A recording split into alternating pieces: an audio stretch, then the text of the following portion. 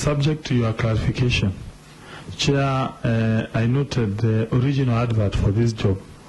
The minimum requirement was I think a bachelor's degree, although that one you can confirm to me. I'm noting that the applicant doesn't have a bachelor's degree. I seek your guidance on that. Thank you. Maybe you'll tell us that. Is it true that you have no bachelor's? Yes, Honorable Kamuti. Looking at the documents that are appended here, we are even not shown the background because we are only seeing master's degree. We don't know where she went to school, primary, secondary, and. I'd assumed that it was obvious that someone must have gone to a primary school. But now it appears that it is not obvious. Maybe Mrs. Nkada, you can tell us which primary school you went to, secondary school, up to the point where you are. Yeah, maybe you can give us Honorable Chair, your brief educational qualification. Honorable Chair, I went to primary school. I went to you know, they have a way of consulting loudly with. I'm not asking you any question. Honorable Chair, I went to Gikomene Primary School, and after Gikomene Primary School, I went to Mikindori High School, where I did up to my 4th form. Then after that, I did event secretary for 2 years, and then I worked for a year. Then I went back to school.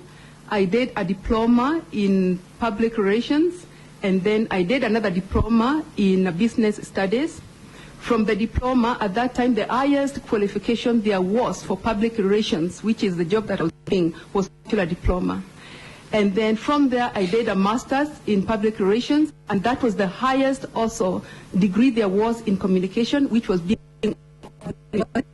And I would like to say that I was the first people in this country to actually get that that master's in communications from Stirling University.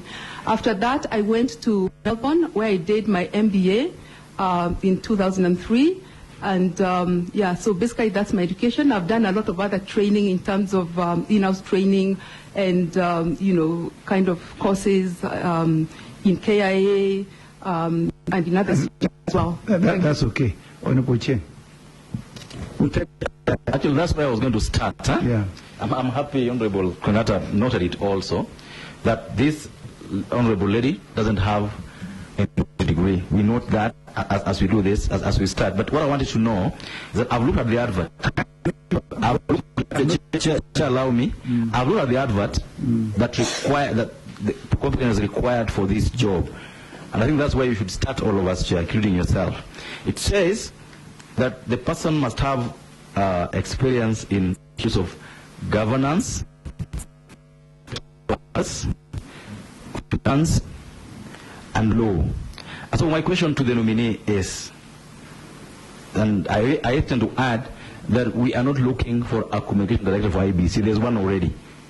IEBC already has a communication department and a director of that. My question to the nominee is, what in her work experience has prepared her for the job she's applied for?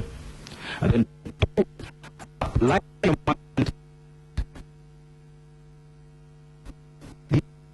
the first.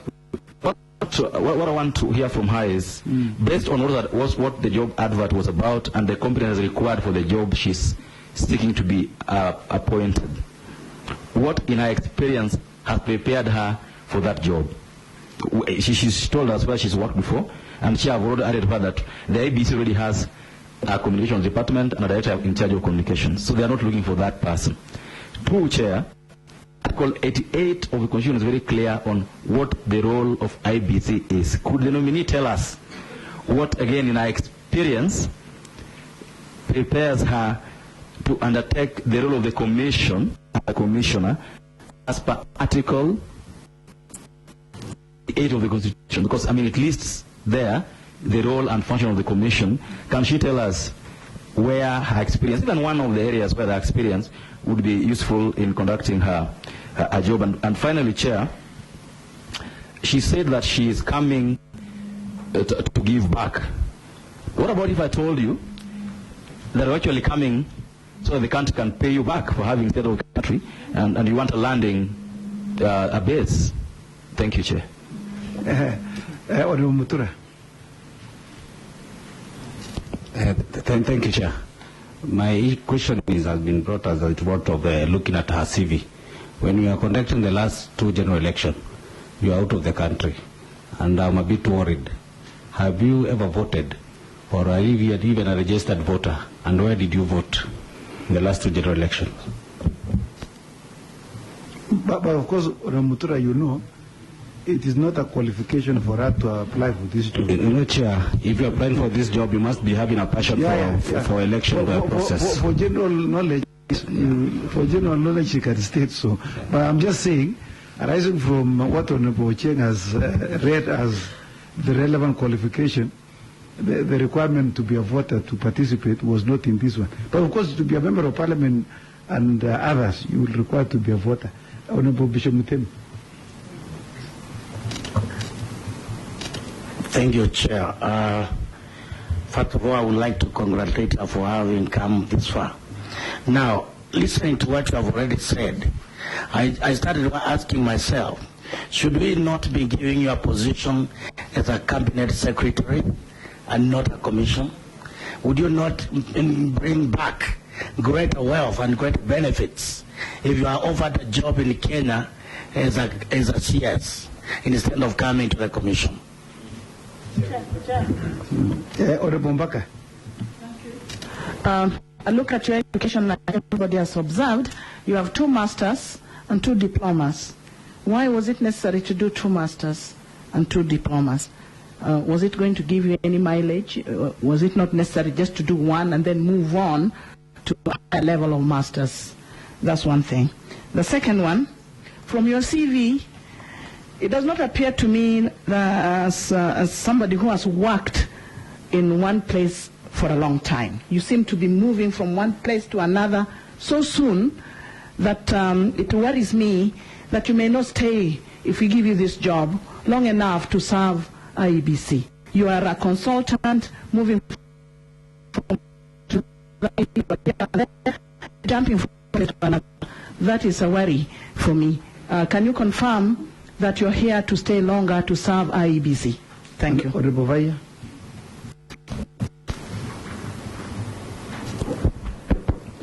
Thank you. Chair, I want to ask the candidate, looking from your CV, can you confirm or can you explain what skills will be relevant that you're bringing into the IEBC in terms of institutional development and institutional capacity to discharge the conferred on IEBC by the Constitution, and in terms of experience, bearing in mind your experiences or even from general information, what is it that you think will make a difference to the work of IEBC in the context of the challenges faced by the IEBC in helping the country conduct free and fair election?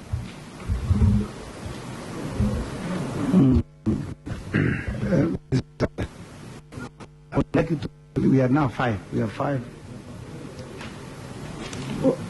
Honorable Kaloma, can you no purpose of introduction? No, you are not on mic. Yes, you are now. Oh, I've gone off again. Yes. Yes, Chair, thank you. Chair, I'm Peter Kaluma, the MP for Homa Bay Town Contingency. A member of the committee. Chair, I'm just looking at the CV of the nominee. And it catches my attention that we are taking a lot of time interviewing a person without a degree. Why don't we direct this to other people, really? Well, Honorable Kaluma, the question has been asked, before you walked in, the question was asked by Honorable Kangata, and we agreed that that is a question that will be dealt by the committee when we recess. But we will hear her. Chair, you know I'm a scholar. I understand. And we need to really use our time more meaningfully. There is a person who should not be before us. I don't know why Honorable Fatuma is laughing loudly when you say you are a scholar, and I can confirm you are. Yes. Yeah. So I know when a person has a degree, I'm not. Why are we wasting our good time on a nominee without qualifications? We are not wasting time. Point of order, Chair. Order, members, order. Let us not cause confusion. We are doing very well in terms of proceeding with the approval hearings. Mrs. Nkata, we will allow you to answer the questions. Don't be destabilized by the questions that you may not want to hear. But this is what is called National Assembly Committee of Justice and Legal Affairs. We'll be very fair to you. We'll give you an opportunity to answer questions that are relevant. I'd like to ask you if you can twin the two questions of Ochen and Govaya. So what relevant experience or education background or qualification do you bring into IEBC? So what is it that you think you want to bring into IEBC, and then you go with the rest?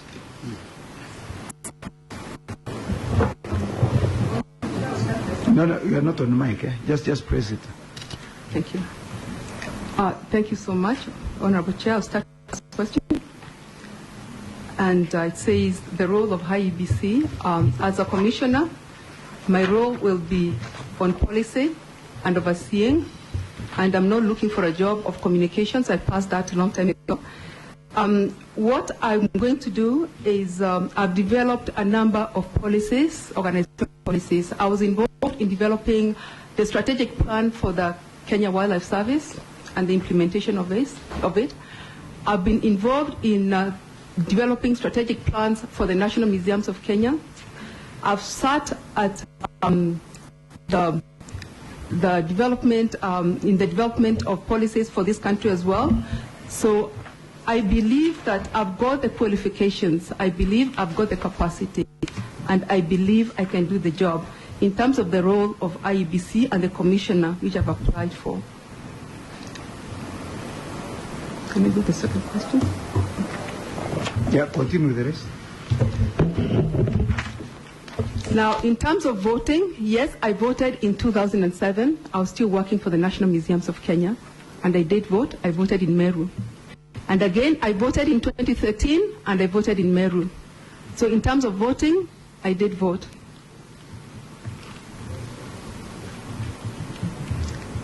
The other question was about my, being a CS and not a commissioner. No, that one, you don't have to answer. Honorable Bishop Demi, in the spirit of being very kind to you, you thought you should be applying for a higher job. So you're more than qualified. So you don't need to answer that one. The other question was...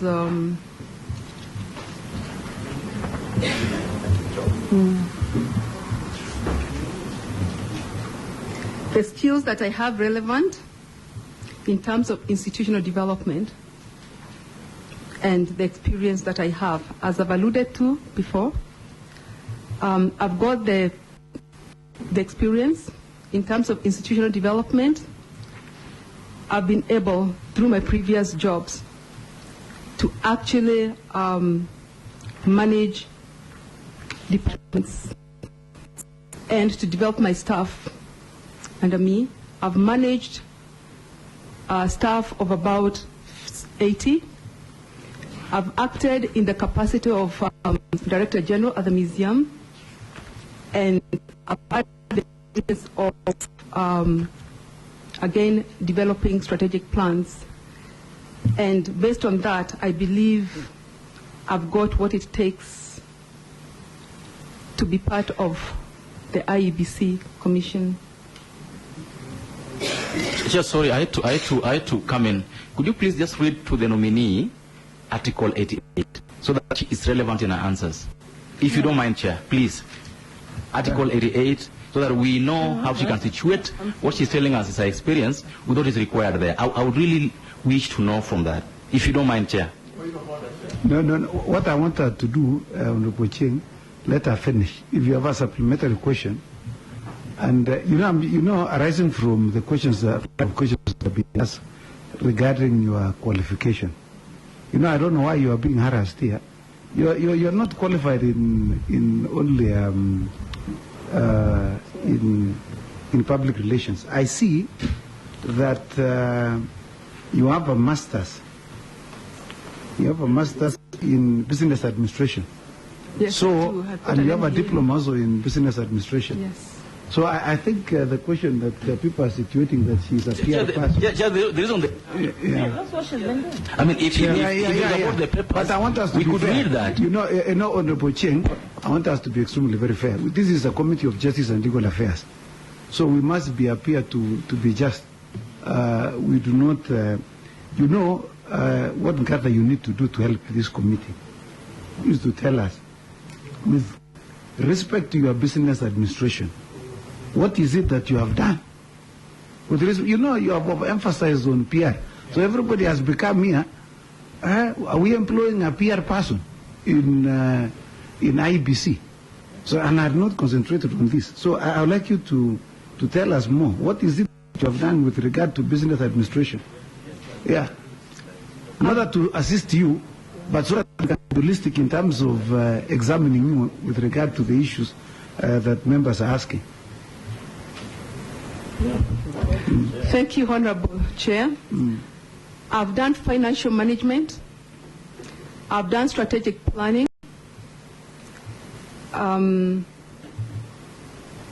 Yeah, those are some of the courses that I've done. Within the business administration? Within the business and administration. Okay. I've done actually community development and participation. Yeah. Okay, I think fair enough. I think the question that Honorable Mbaka asked you is why was it necessary for you to do 2 masters? Why didn't you proceed to do a PhD instead?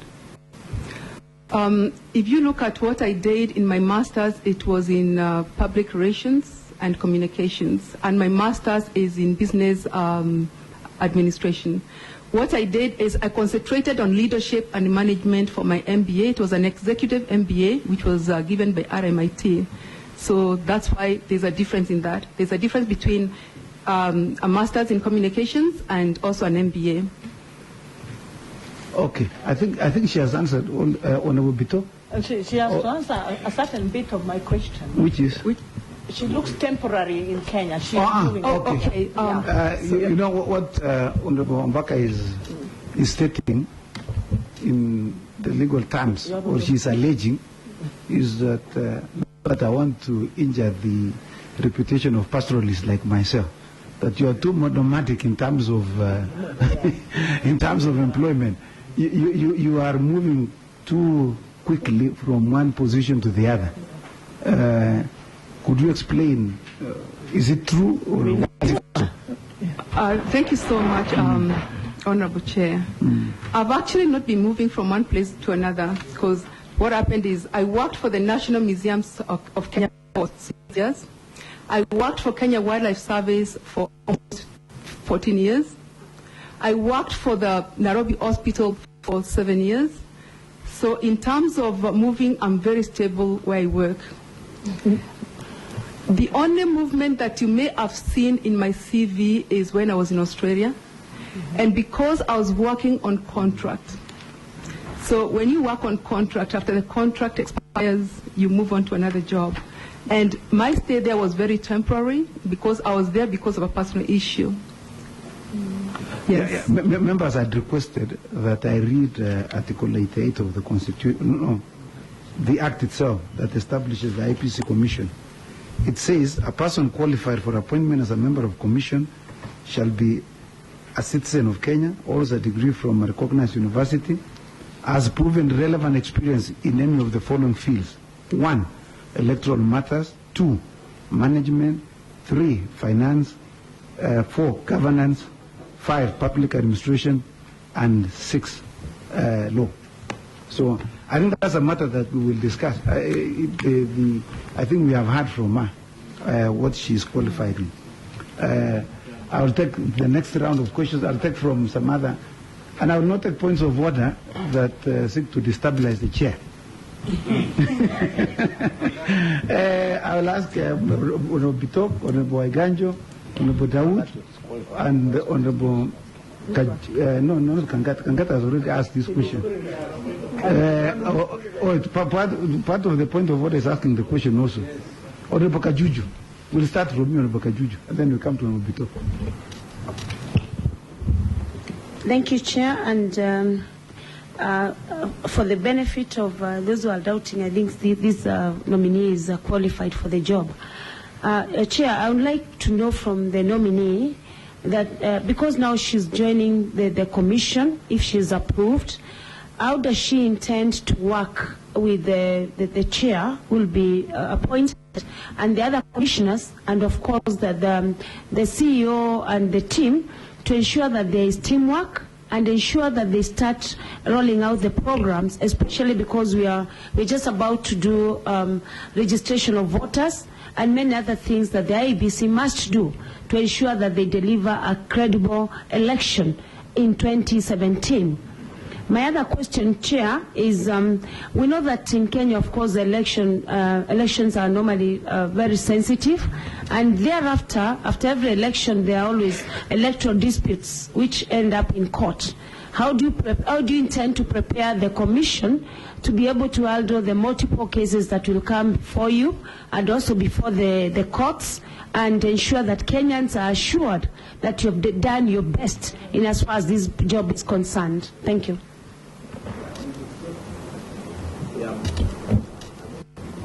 Mine was regarding the qualification, which to me I consider reasonable. But what I'm saying is that how do you view yourself entering into that volatile environment of IEBC where people don't trust anybody who is appointed to head the elections? Number two, what is your view regarding this issue of amendment of Election Act 2016? And what will be your contribution to stabilize IEBC and to give credible elections? Yeah, Honorable Dawood. Thank you, Chair. Chair, first I would want to just ask, some members have talked about a degree, a master's not being a degree. I don't know what it is. No, we will. Okay. I want to just confirm something else, Chair, because I'm a friend of the committee. I may not be in your deliberations. Is that, yes, Ms. Consolata did bring equipment and she gave to even Meru and other hospitals, and we have distributed in Meru many hospitals. So I just want to confirm that she's up to the task and not like what Honorable Kaluma is saying, a degree is not worth it. Thank you, Chair. You know, Honorable TJ, Honorable Dawood had already disclosed that he is the Member of Parliament for the nominee. So generally is allowed to say anything in support or otherwise. Because we'll consider also what he has said, that Mrs. Nkadha herself has been philanthropic. So, notwithstanding the objection from TJ Kajwang, it will be considered. I wanted to give it to Waiganjo, and then since Kangata is come to you. Thank you, Chair. I'm sure the nominee has been knowing what has been happening. And I also want to believe that you are aware the manner in which the previous IEBC that you now seek to replace exited from their constitutional office and mandate. And I want you to tell me, first of all, how do you rate their performance in the 2013 general election? If you give them from 1 to 10, how do you rate them in the manner in which they performed 6 elections in a day? Secondly, I want you to tell us that if approved, because what we are doing are merely approval hearings, not interviews, are you going to exercise your mandate under the Constitution, notwithstanding political, cynical maneuvers by political players, in the event that any faction of the political class wishes to push out the commission that now we will put in place. And finally, can you tell us why you think the last commission was ousted, and if it's due to credibility issues, how will you cushion the commission that you seek now to join? But Bukangata, I see you are consoling loudly. I don't know whether you are prepared. No, yes, thank you. The IEBC is usually very busy every 5 years. But apart from few by-elections it's conducted in between the 5-year cycle, it is usually quite not busy. What's your view in terms of you propose, for instance, that the local IEBC offices, probably they can be conducting other forms of maybe non-political polls. For instance, let's say when a school is conducting maybe some deliberations that require a vote, can they go to oversight them? Maybe a cooperative such. What's your view to engage IEBC in between that 5-year electoral cycle? Last one, Honorable Fatuma. Thank you, Chair. Chair, I want to congratulate the nominee. I want to ask her if she can tell us which political party she supported in the last general election, since she said she voted. Chair, the next question is, since that question will not be answered. Yes. It's irrelevant, Chair. Not even that. It's confidential who you vote for. Chair, I'm not asking a candidate. I'm asking the political party. So she can answer the political party. The Chair.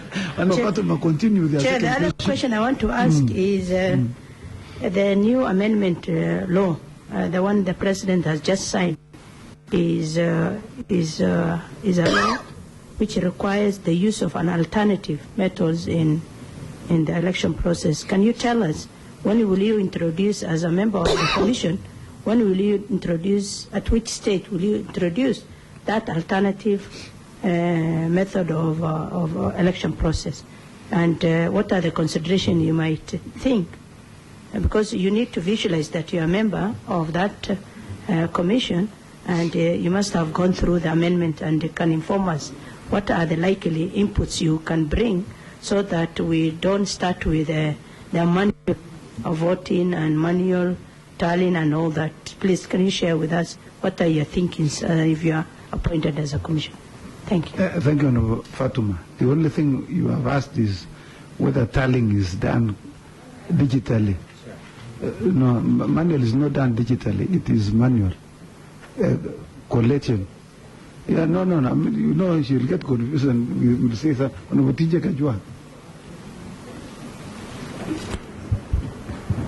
Allow me to introduce myself. I'm TJ Kajuang. I come from Ruaraka. You may have answered this question, but I was not around. Just for my benefit, just one question. If you attended a graduate school, which degree did you earn from that university? Which university was it? Which degree did you earn from it? Just that. Just a direct question like that. Graduate school. No, graduate meaning bachelor's.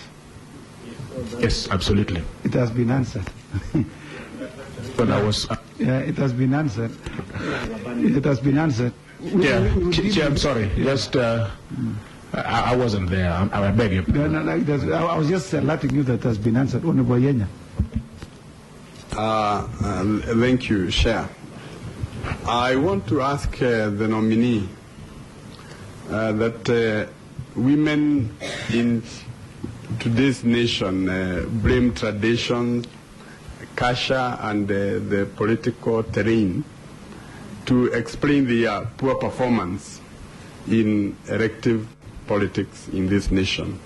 We also know that in 2010 we passed a very gender-friendly constitution, that we ensure gender parity, that our country has also been very serious in issues of affirmative action. I want to ask the nominee from where she'll be sitting, if confirmed as a member of the IEBC, what role she hopes to play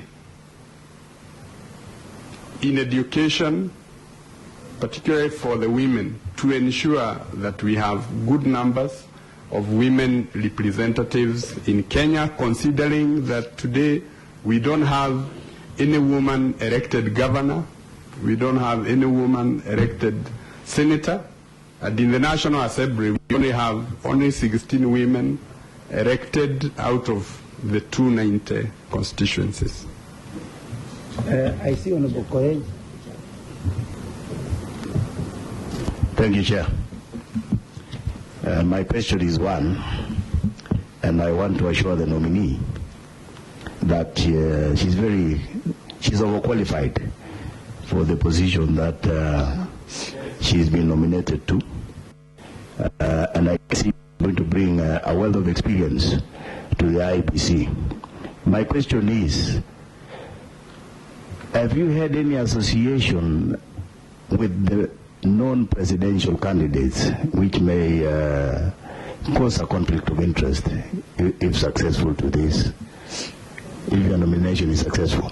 Thank you. Honorable Neto is the last one. But Chair, you know Bishop prays for us, so he says he has a rider. So that's a discussion. No rider. Chair, I'd like to ask two questions. The first one, the chair, the nominee for chairperson did tell us about credibility and trust. And this particular commission has also talked about credibility and trust. For her, she says that she's going to work on a program that can build trust on the IEBC, if I got her right. Now my question is, I thought trust is earned. How would you build trust for an organization in where trust does not exist? That's the first one. But the second one is with regard to Chapter 6 of the Constitution, Chair. And, the problem with Chapter 6 of the Constitution is that a person is supposed to be both behaving in public and in private, things that make up of moral turpitude. Now, there are allegations as to the fact that you had a change of name. I don't know if that is true. And if it's at all it's true that you had a change of name, what would have occasioned that particular change of name? And would you then describe your having gone to Australia for this long and coming back as one of the things that happened in concert to that particular change of name? Thank you. Mrs. Ngata, maybe we'll start with the last one, whether you have ever changed your name. I think I'll start with the last one. I've never changed my name. My names have always been Consolata Nkata Butcher. And Butcher has always been my father's name. And my identity card has always been Butcher. I got married to a minor, and as we do in Kenya, when you get married, you take your husband's name. So the minor is my husband's name. Thank you. Continue.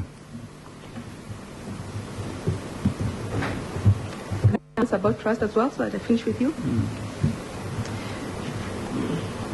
You can actually build trust. And from what I've done before, building trust, I don't know whether I can give you an example. When I was working for the Nairobi Hospital, and I was charged with raising money for the Accident and Emergency Center, which became the Chandaria Accident and Emergency Center. One thing there was in the hospital or with the public is that they believed that Nairobi Hospital was a very wealthy hospital and that they could not give money to such a wealthy hospital, although it wasn't. So the first thing I had to do was work with the stakeholders and everybody else to build that kind of trust that actually this organization, we can trust it and we can give the money and, something like that. So building trust is a process. And it also goes with credibility. And out of that, we had public giving money to build what is now Chandaria Accident and Emergency Center. So trust is built. I'll go to the first question from the beginning, from Honorable Kajuju. She asked about,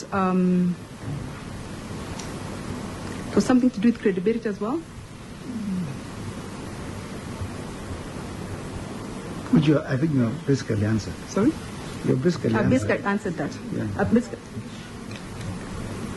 I think I've been every place that I've worked, I've built teams based with people's strengths, and I believe my support for the chairman of the commission is when we get together and find out who has got what strength, and build on those strengths to form a team that can take the commission forward. I hope I've answered you. No, just continue. Then the next question was, how do you view yourself in a volatile environment?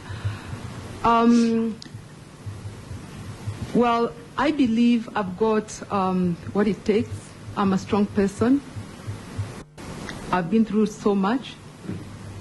And in this volatile, it depends on what it is, and I believe with time that things are going to calm down, and as we work with the commission and as we put things in place, things will be much easier. And I can handle, I'm very impartial in what I do. I've got the integrity. I work for Kenyans, I'll be working for Kenyans. I'll be working for an independent organization. So based on all that, whatever comes, we'll have a way of dealing with it. The next one was, I can't remember this.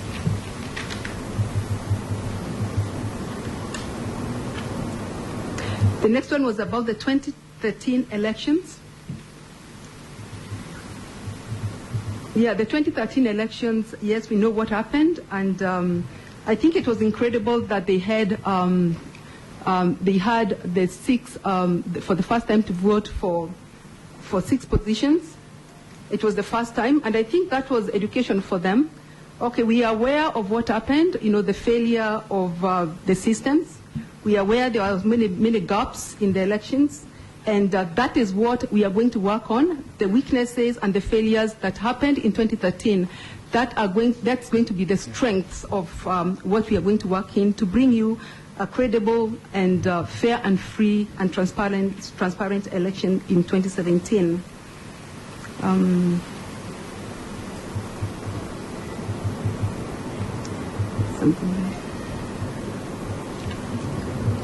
hope I've answered that one.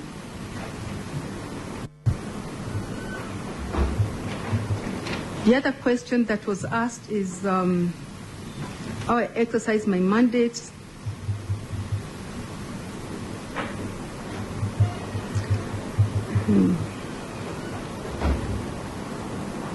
How I exercise my mandate in case we are pushed out of the commission. I just want to believe that that will not happen. Yes, it's happened before, but the mandate that you've given us and the work that we'll be doing, I believe we'll do it diligently. We'll follow the Constitution and the laid down laws, and I hope there will be no need to push us out, and I hope we can finish our term after working effectively and efficiently. The other question is about credibility still, which I think I've answered.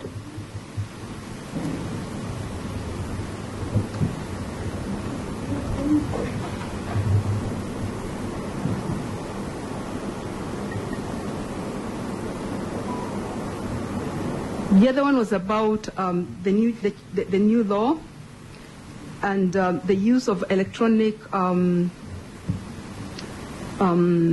registration, identification, and results.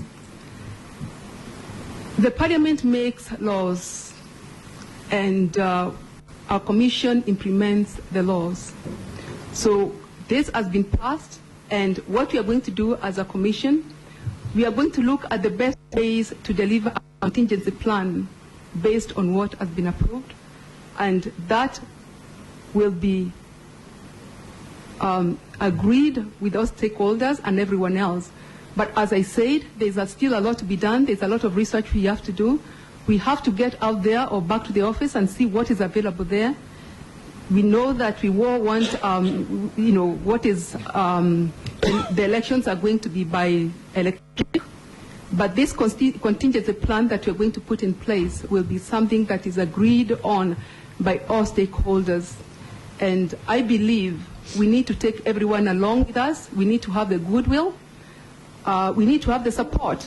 And we need to work together with everyone to deliver a free, fair, and transparent election. I'm sure you're almost coming to the close of your response. Yeah, somebody asked about political party. I'm sorry, that one, when you vote, it's confidential. I didn't belong to any political party. No, I've told you not to respond to that. I won't respond to that. I can't remember. But she had a question. On Fatuma. She has forgotten and gone somewhere. No, I've answered that. What was your question? Forget about where she voted. Chair, my question was, as a nominee who is preparing to be a commissioner, what is her thinking about in terms of consideration you will have, in terms of which stage to introduce the manual tally, in case you need to introduce? I think she has. I think I've answered that already. I thought you had a different question. Yeah. It's okay. The political party, she didn't say, Chair. The political party, you didn't answer the political party. No one has said so. I didn't say that. No one has said so. No. No, on Kaluma, I don't think on Fatuma said so. I want to close this because, we agreed we have 1 hour with this nominee, which we are already far spent beyond the 1 hour. May I, on behalf of this committee, Mrs. Nkata Buja-Maina, thank you very much for coming, and may I also congratulate you for being nominated. We will consider your nomination in light of the documentation you have submitted and what you have said in your presentation. We ordinarily do so, accord all persons who appear before this committee an opportunity to ask questions, make comments, so that if we have any questions to ask this committee, we will respond. Just proceed. If you have any questions, please ask us. If you have any comments, ask us. Yes, point of order from Fatuma. Chair, can we have her qualifications in terms of physical papers? Yes, we do. I have them. The only thing that I wanted to mention to her is that we have not had any objection against your nomination. What we have had is support from a number of institutions, starting with the University of Nairobi, National Museums of Kenya, and one Mr. Mramba, who belongs to the Flying Doctor Society of Kenya, of Africa, and they are all in support of your nomination. So we have nothing that is negative towards your nomination. So you have nothing to if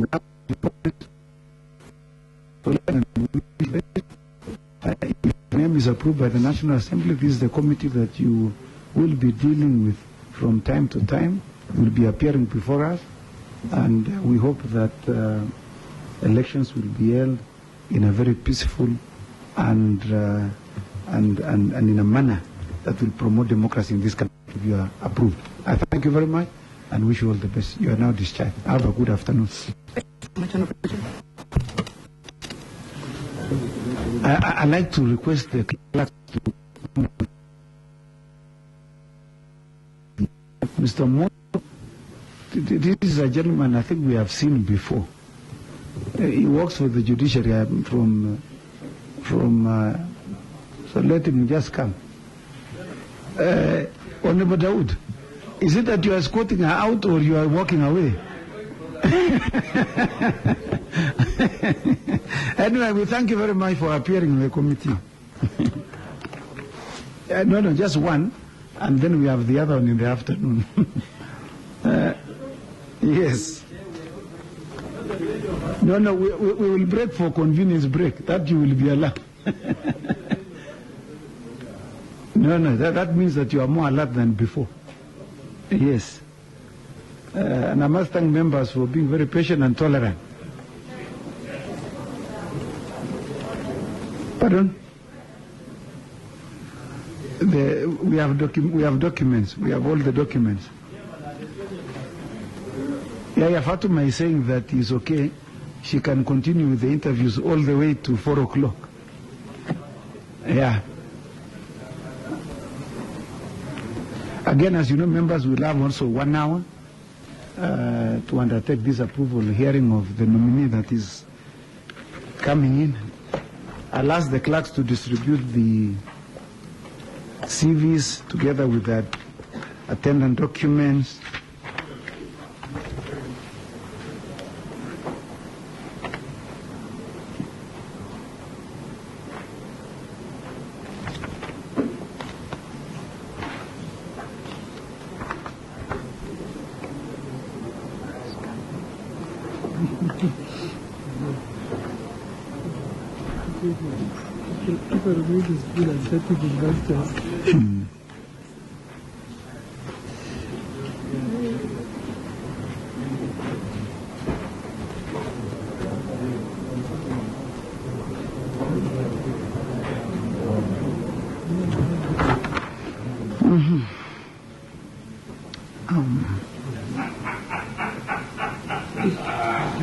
Surely. You mean this, are you suggest this nominee is too far from here? Is it ground floor? Please, don't keep them in an holding ground that is very far from the meeting room.